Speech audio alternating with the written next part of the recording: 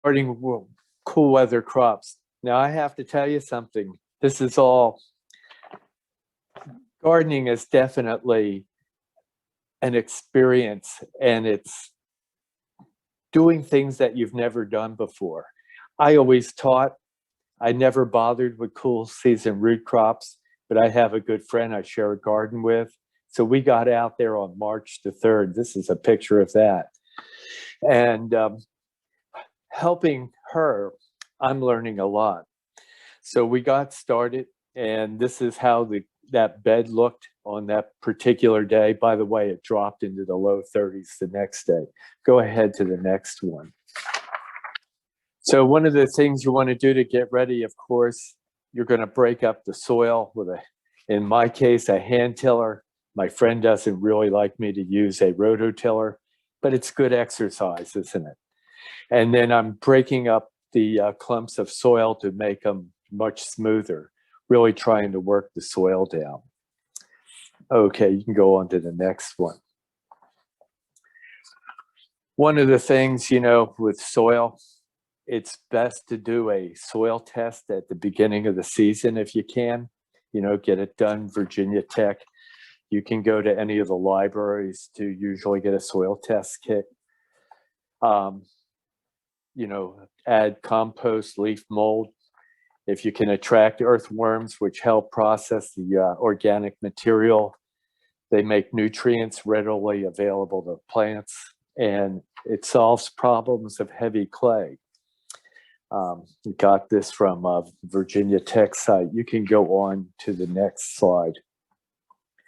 One of the things I found out, and I don't know how well you can see this, but I was looking for soil depth requirements, and you can see on the far left, it says 12 to 18 inches.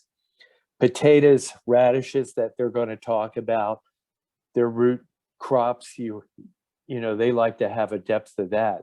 On the far right, you can see that parsnips and sweet potatoes, if possible, they'd like to have a depth of 24 to 36 inches. The roots are going to go down that deep. In doing this is something that I learned just today, which I found helpful. And so you want to work that soil as much as you can and get down deep into it.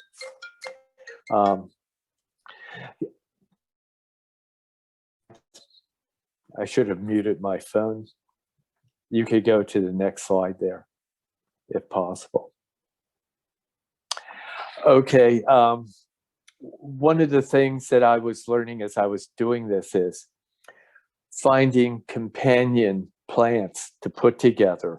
And I found this as a possible solution here. This was off, I believe, from Savvy Gardening.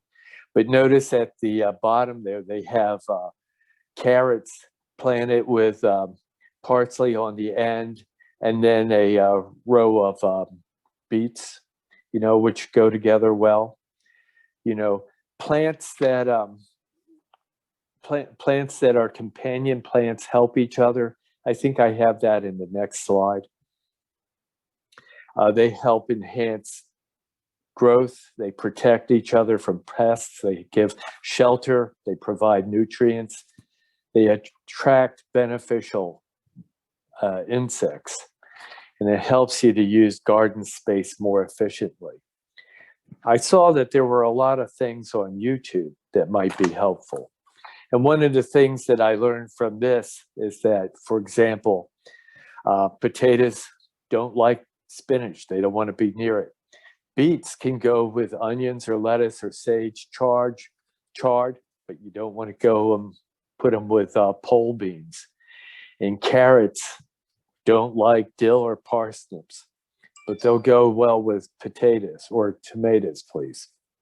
So, those are things to think about. And I found this, there's a variety of charts you can find online, but I thought this one was pretty good.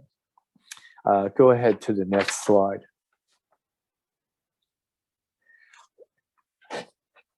These are root crops, but I have to tell you, the best lesson that I've learned is don't be afraid to try new things and see what you get.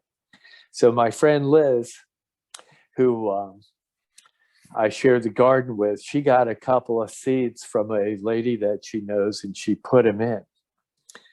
And I was walking out of the garden with these squash around my neck. A lady thought I actually was wearing snakes around my neck. But you can see the size of these, just experimenting. For me, doing, getting involved in cool season crops, root crops, it's something that's relatively new to me. I was always a summer gardener because I taught school. I finished in the middle of June, and I generally wasn't getting my garden in much until that time. It should be fun. And you don't want to, it shouldn't be stressful, see what happens. I have to tell you, the squash plants, though, actually took over the garden. Okay, Lubna, are there any questions in the chat box? Here's my resources. Virginia Tech has quite a bit of pamphlets that you can read online. Raised beds. Go ahead. Sorry. No, I was going to say no questions in the chat box, but I have one if you don't mind. Go ahead. I'll see if I can answer. How did those humongous squashes taste? Did they have a good flavor? Go back to that slide if you can real quick.